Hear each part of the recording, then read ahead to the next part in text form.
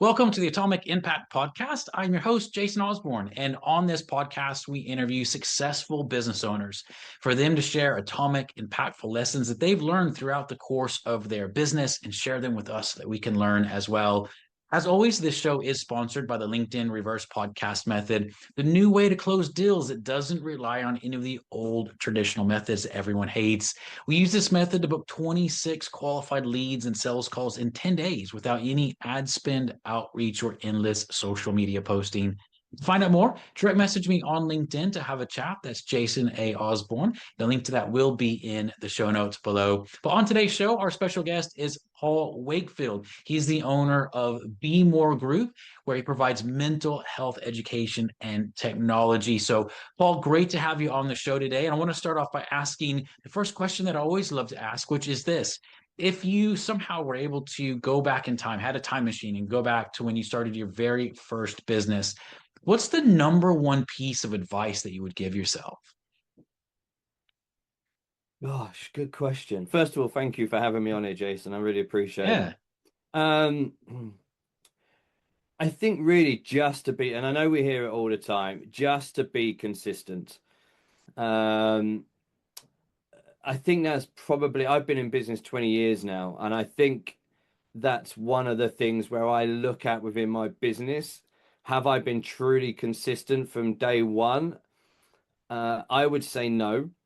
But the reason being is because the reason why I got into doing what I do, briefly, we were just saying there, my background is in business development, working in retail and hospitality. But that industry burnt me out to a point where I had a severe panic attack, caused a lack of oxygen to my brain. I collapsed. I was clinically dead for 40 seconds, and had to obviously have a lot of things going on.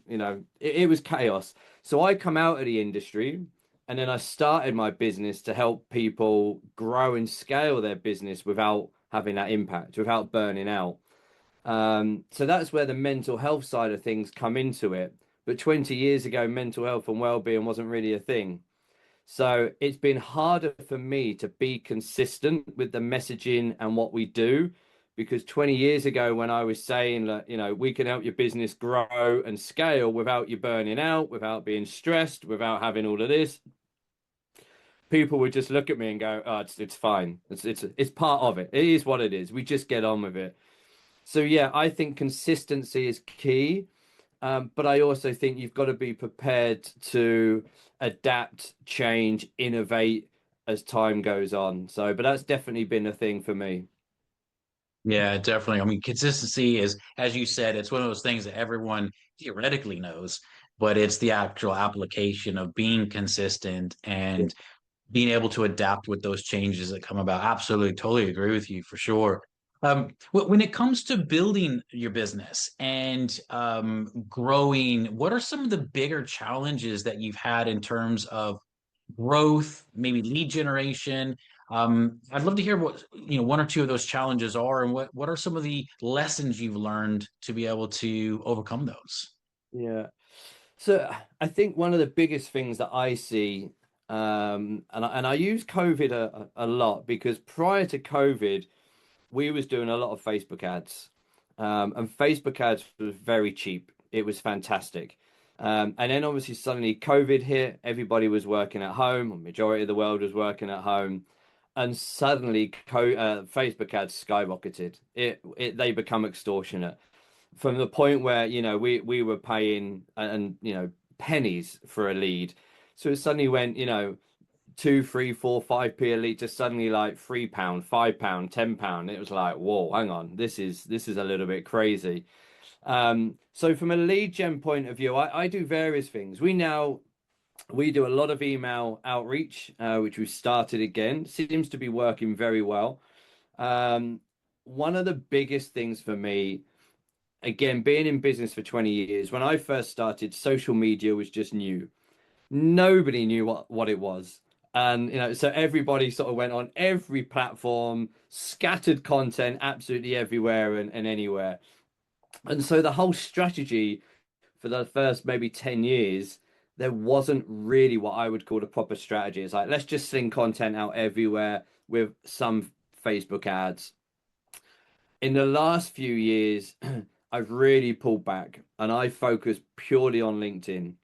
So for me, it's content strategy is I post every single day on LinkedIn. We reach out, we use LinkedIn Sales Navigator. So we reach out to our target market, which is generally, sort of owners of restaurants, retailers, independent shops, stores, HR managers, etc. So we connect and reach out for that. We have conversations via LinkedIn, and then we use Apollo to do our email outreach. So I think for me, the biggest thing, kind of going back to the consistency, really, Jason, was rather than be everywhere, let's just focus on the main message on one platform and be consistent with that.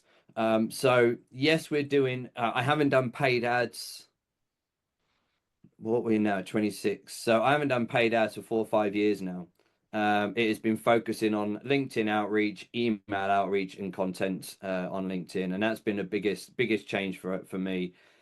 I did used to do a lot of old school direct response marketing. I've written several books. So what I used to do is just write a very nice, simple, personalized letter, put one of my books in an envelope, and I'd send that out. And again, that would work well for a high-end offer, a high-ticket offer, as we know it. And that was good. But then, like everything, again, the cost of print, the cost of publishing, the cost of post, and everything else. It works, but not all the time. And obviously, with that, you've got to be sending out realistically a minimum of 1,000 letters to try and get some sort of conversion. So then you're buying 1,000 books, which, again, from an author's point of view on Amazon, it's a couple of pound for your author discount, but it still mounts up. So, things have changed very quickly over the last few years in regards to lead gen. Yeah, yeah. And what you're saying is very consistent with what you said earlier about focusing in on a couple things, being really consistent on a daily basis with that, which is the key no matter what platforms people use, or whether it's a social media platform or whether, as you said, it could be that old school, direct mail outreach, which for some people Yeah. that may work amazing. You got to stay consistent with it as well, which is brilliant. Well, one of the other questions, it's similar in nature, but it's different from the lead generating clients type of challenge that a lot of businesses have. What I'd like to hear is what's the number one challenge that you faced in your business? Not lead generation, not the consistency piece necessarily, because we already talked about that, but what's the biggest challenge that you faced? And when you look back at it, it was really tough, but now you're like, man, I'm glad I went through that because it's helped me to get to where I am. What would that thing be, and what's the lesson you learned from that as well? Gosh, loads, loads. Um, I think for me, one of the biggest things I think was, I'm going to say, not desperation. I don't know the right word, but again, it was trying to be everything to everyone. Mm, And where I have three core offers in my business, and they're very simple. It's we offer now obviously we offer technology, but before it was like what I call an expert Q&A membership, a coaching offer, and a training offer. So three very clear offers.